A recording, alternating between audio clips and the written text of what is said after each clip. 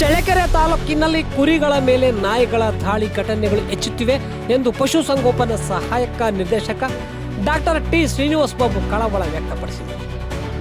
ಚಳ್ಳಕೆರೆ ತಾಲೂಕಿನ ಕೆಂಚವೇನಹಳ್ಳಿ ಗ್ರಾಮದ ರಂಗಸ್ವಾಮಿ ಎಂಬುವರ ಕುರಿಗಳಿದ್ದ ಹಟ್ಟಿಗೆ ನಾಯಿಗಳು ಹಿಂಡು ದಾಳಿ ಮಾಡಿ ಸುಮಾರು 11 ಕುರಿಗಳನ್ನು ಸಾಯಿಸಿರುವ ಘಟನಾ ಸ್ಥಳಕ್ಕೆ ಭೇಟಿ ನೀಡಿದ ಅವರು ಮಾತನಾಡಿದರು.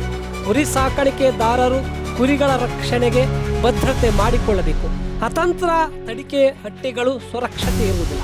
ನಾಯಿಗಳು ಒಮ್ಮೆ ರಕ್ತ ಮತ್ತು ಮಾಂಸದ ರುಚಿ ನೋಡಿಕೊಂಡ ಮೇಲೆ ಪದೇ ಪದೇ ಕುರಿಗಳ ಮೇಲೆ ದಾಳಿ ಮಾಡ್ತಿವೆ. ಕೆಲ ಕುರಿ ಹಟ್ಟಿಗಳು ಇರುವ ಕಡೆ ಕೋಳಿ ಸಾಕಾಣಿಕೆ ಪೌಲ್ಟ್ರಿ ಫಾರ್ಮ್ ಇವೆ. ಇಲ್ಲಿ ಅನುಪಯುಕ್ತ ಕೋಳಿ ಬಿಸಾಡಲಾಗುತ್ತಿದ್ದು ಈ ರೀತಿಯ ಕೋಳಿಗಳನ್ನು ತಿನ್ನಂತಹ ರುಚಿ ನೋಡಿಕೊಂಡ ನಾಯಿಗಳು ಎಕ್ಕಿಲ್ಲದೆ ಕುರಿಗಳ ಮೇಲೆ ದಾಳಿ ಮಾಡ್ತಿವೆ. ಪರಶುರಾಂಪುರದ ಓಬನಹಳ್ಳಿ, ಕ್ಯಾತನಮಾಳಿಗೆ, ಅಜ್ಜನಹಳ್ಳಿ ಗ್ರಾಮಗಳಲ್ಲಿ ಇದೇ ರೀತಿ ಘಟನೆಗಳು ನಡೆದಿವೆ ಎಂದು ತಿಳಿದು ಬಂದಿದೆ. ಅವರು 60ರಿಂದ 70 ಕುರಿ ಮರಿ ಸಾಕ್ತಾ ಇರ್ತಾರೆ. ಅದರೊಳಗೆ 15 ಮರಿನ ಈಗ ಹಟ್ಟಿನಲ್ಲೇ ಬಿಟ್ಟೋಗ್ತಾರೆ. ಸಣ್ಣ ಮರಿ ಹಟ್ಟಿಯಲ್ಲಿ ಕೊಂಡ್ಕೊಂಡು ಹೋಗೋಕ್ಕಾಗಲ್ಲ.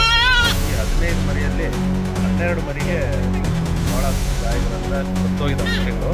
ಸೊಳ್ಳೆಲ್ಲ ಕಿತ್ತಿದ್ದಾವೆ ನಾಯಿಗಳು. ಸುಮಾರು ನಾಯಿಗಳು ಬಂದು ಈ ಕಳ್ಳುಗಳನ್ನೆಲ್ಲ ಕಿತ್ತು ಅವನ್ನ ಸುತ್ತ ಕುಡಿದು ಸತ್ತೋಗಿದ್ದಾವೆ ಮರಿಗಳು. ಆ 11 ಮರಿಗಳಲ್ಲಿ 12 ಮರಿಗಳಲ್ಲಿ 7 ಮರಿಗಳು 3 ತಿಂಗಳಿಂದ ಮೇಲ್ಪಟ್ಟಿದ್ದಾವೆ. ಅವಕ್ಕೆ ಸರ್ಕಾರದಿಂದ ಸಹಾಯಧನ ಸಿಗುತ್ತೆ. ಒಂದು ಮರಿಗೆ 5,000 ರೂಪಾಯಿ ಅಂತೆ ಸರ್ಕಾರಕ್ಕೆ ಪ್ರಸ್ತಾವನೆ ಕಳಿಸ್ಕೊಡ್ತೀವಿ. ಇದನ್ನು ಹೊರತುಪಡಿಸಿ ಇನ್ನು ಚಿಕ್ಕ ಮರಿ 3 ತಿಂಗಳಿಗಿಂತ ಒಳಗಿರ್ತಕ್ಕಂಥ ಮರಿಗೆ ಅವನ್ನ ಕಳಿಸ್ಲಿಕ್ಕೆ ಬರಲ್ಲ, ಸಹಾಯಧನ ಇರಲ್ಲ.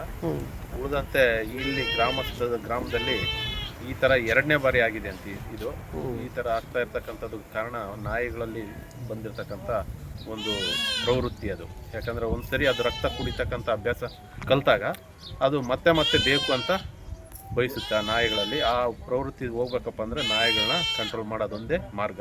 ಇದನ್ನು ಬಿಟ್ಟು ಬೇರೆ ಏನಿಲ್ಲ. ಈ ತಿಂಗಳಿಂಚೆನೆ ಆಲೆ ಒಂದು 5 ಮರಿ 10 ಮರಿ ಹೋಗಿದ್ವು ಅಂತೆ. ಅವ್ರೇನು ಕಿವಾಗ ಹಾಕೊಂಡಿಲ್ಲ, ಬಿಡು ಹೋದ್ರೋಲ್ಲ ಅಂತ. ಈ ಸರಿ ಹಿಂಗೆ ಆಗೈತಿ. ಇವ್ರು ಭಾಳ ನಷ್ಟ ಆಗೈತೆ. ಒಂದು 25 ಮರಿ ಹೋದಂಗೆ ಒಂದು 2 ತಿಂಗಳು.